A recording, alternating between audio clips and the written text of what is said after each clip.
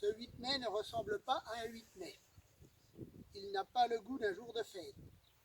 Aujourd'hui, nous ne pouvons pas nous rassembler en nombre devant les monuments de nos villes, sur les places de nos villages, pour nous souvenir ensemble de notre histoire. Malgré tout, la nation se retrouve par la pensée et les 1000 liens que notre mémoire commune tisse entre chacun de nous, cette étoffe des peuples que nous agitons en ce jour dans un hommage silencieux. C'est dans l'intimité de nos foyers, en pavoisant nos balcons et nos fenêtres, que nous convoquons cette année le souvenir glorieux de ceux qui ont risqué leur vie pour vaincre le fléau du nazisme et reconquérir notre liberté. C'était il y a 75 ans. Notre continent refermait grâce à eux le chapitre le plus sombre de son histoire, 5 années d'horreur, de douleur, de terreur. Pour notre pays, ce combat avait commencé dès septembre 1939. Au printemps 1940, il y a 80 ans, la vague ennemie avait déferlé sur les frontières du Nord-Est et la digue de notre armée n'avait pas tenu. Nos soldats, pourtant, s'étaient illustrés à de nombreuses reprises, ceux de Montcornet, d'Abbeville, de Gembloux ou de Stone, les hommes de Narvik, les cadets de Saumur, l'armée des Alpes avait défendu avec vigueur notre territoire et les couleurs de notre pays. Ils sont ceux de 40. Leur courage ne doit pas être oublié. Dans le crépuscule de cette étrange défaite, ils allumèrent des flambeaux. Leur éclat était un acte de foi. Au cœur de l'effondrement, ils laissaient poindre la promesse du 8 mai 1945. Cette aube nouvelle fut ensuite conquise de haute lutte par le combat des armées françaises et des armées alliées, par les Français libres qui jamais ne renoncèrent à se battre, par le dévouement et le sacrifice des résistants de l'intérieur, par chaque Française, chaque Français qui refusa l'abaissement de notre nation et le dévoiement de nos idéaux.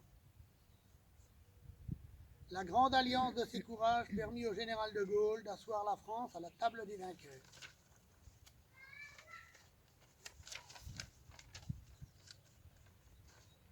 La dignité maintenue, l'adversité surmontée, la liberté reconquise, le bonheur retrouvé, nous les devons à tous ces combattants, à tous ces résistants. À ces héros, la nation exprime son indéfectible gratitude et sa reconnaissance éternelle. Le 8 mai 1945, c'est une joie bouleversée qui s'empara des peuples. Les drapeaux ornaient les fenêtres, mais tant d'hommes étaient morts, tant de vies étaient brisées, tant de villes étaient ruinées. À la liesse succéda la tristesse et la désolation.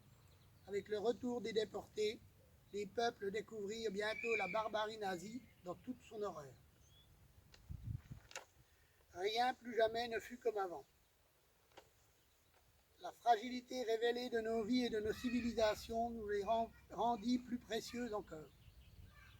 Au bout de cette longue nuit qu'avait traversé le monde, il fallait que l'humanité relevât la tête.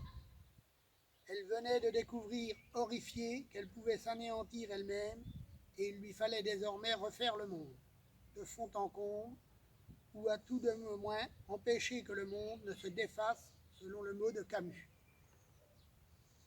Ce fut l'heure, en France, de l'union nationale pour fonder les beaux jours, annoncée par le Conseil national de la résistance et bientôt retrouvée. L'heure, en Europe, de l'effort commun pour bâtir un continent pacifié et fraternel.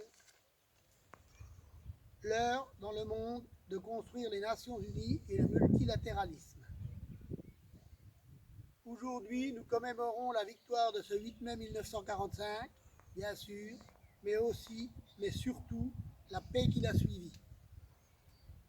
C'est elle, la plus grande victoire du 8 mai, notre plus beau triomphe, notre combat à tous, 75 ans plus tard.